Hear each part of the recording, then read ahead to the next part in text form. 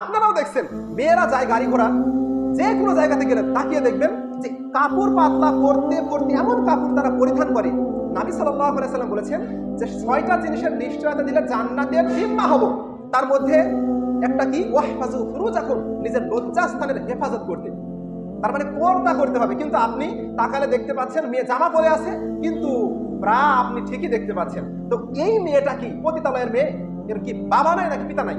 তো হাদিসগুলো পড়লে পাওয়া যাচ্ছে যে একটা মানুষ মারা গেছে জান্নাতের সার্টিফিকেট প্রাপ্ত, তার মতো ঈমান দুনিয়াতে কোনো মানুষেরই নাই। ওই মানুষের সামনে আয়েশা রাদিয়াল্লাহু আনহা পর্দা করে ঢুকছেন, চোখ মুখ বেঁধে, মানুষটা কবরে শুয়ে আছে। মৃত মানুষের সামনে তার পর্দার প্রয়োজন হয়, আর আমার আপনার মেয়ে ড্রেস পরলে তার ব্রাটা দেখা যায়, এটাই নাকি পর্দা? আপনি তাকে জিজ্ঞেস করবেন যে তার পিতার নাম কি, ও কিন্তু বলবেন, হয়তো বললাম না যে আমার পিতার নাম গৌতম গুপ্ত, আমার বাপের নাম গণেশ ঠাকুর, আমার মায়ের নাম হচ্ছে অলকা, এ কিন্তু বলবে না। এ কিন্তু এর পিতা মাতার নাম মুসলিমই পরিচয় দিবে।